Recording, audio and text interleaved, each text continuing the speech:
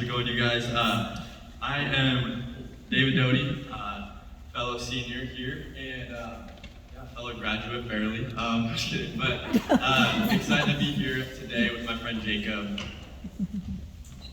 Hey everyone, like David said, my name is Jacob, and for Baccalaureate tonight, David and I took some time together to create a message that we thought was not only important for us, but for everyone to hear. And we came up with a message of having a biblical friendship. Yeah, so kind of just the whole idea of the difference between what like a worldly friendship would be, and then also comparing that to what God says a friendship should be. And honestly, I guess you could say it's not even almost a friendship, but more of having a brother or sister in Christ. Yeah, so a verse that we found was Galatians 6:1-2, and it says, "Brothers, if anyone is caught in any transgression, you who are spiritual should restore him in a spirit of gentleness. Keep watch on yourself, lest you too be tempted. Bear one another's burdens, and so fulfill the law of Christ." So, the thing that stuck out to us the most out of this was, bear one another's burdens, and so fulfill the law of Christ. So, with that in mind, let's take it back to the beginning. God created both Adam and Eve, not just Adam and not just Eve. He created everyone to come together, and it was God's original intention to have believers come in fellowship with one another. Speaking of fellowship, 1 John 1:7, it says, "But if we walk in the light, as he is in the light, we have fellowship with one another." This idea of fellowship is important to God, and should be just as equally as important it is to us. So, what's fellowship? Normally, an earthly friendship would be people coming together with common interests, whether that being in sports, clubs, hobbies, etc.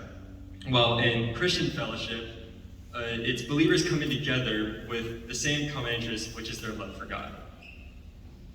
That's awesome, and yeah, just the whole idea of fellowship, and I really like how you were saying it's how God originally intended us to interact with other believers, is to have a relationship with them.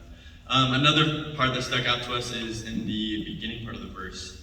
Let's find it real quick. It says, "Brothers, if anyone is caught in transgression, you who are spiritual should restore him in a spirit of gentleness." And here, this kind of perfectly, I feel like, describes the roles and responsibility of what that biblical friend should do.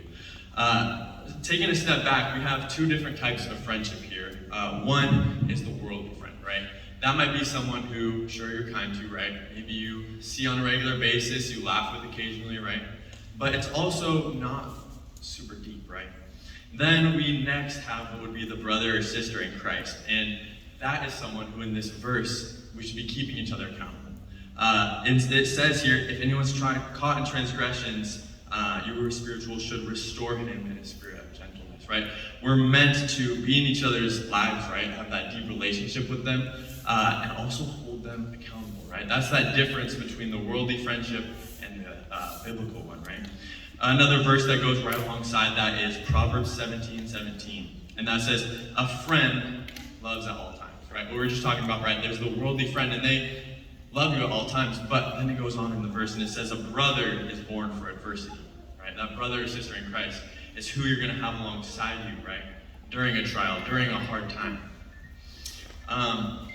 So just how important that is, right? In order to surround yourself with the right amount of people, right? And also understand not only their importance in your life, but also yours and theirs, and how to be that biblical friend. So really cool. I just hope you guys understand the importance of that. And now, let's apply it, okay? So we're all going to be headed off somewhere, right? Wherever it is, it's going to look different for mostly everybody. Maybe you're leaving behind some friends that you've known for a while, right? And I just want you guys to leave with this in mind, that the importance of it, because wherever you're going, right, it's important that you keep with you wherever you are, like that community of believers, right? To be able to fellowship with. And just a couple ideas of what that could look like. I mean, we have the Thrive Club here, but I bet any college you go to, they're probably going to have some sort of club or some way to get connected through the school. So it's important to have these ways. Another way is through church. This is a really important one. I heard once, I can't remember where who said it, but they were saying in a sense, you shouldn't like find a college, right? Go to that college and then find a really good church where that college is.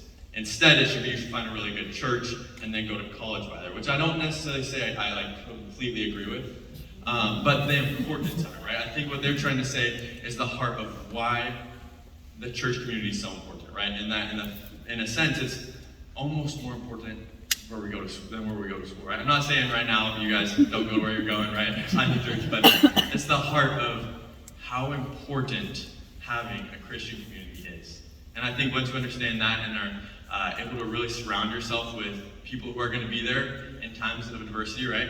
To encourage you, to build you up, to point out maybe if there's like sin in your life or an undealt something. It's just really important, really something to look for in the next however many years. So that's kind of it for us. We just want to say congratulations, you guys.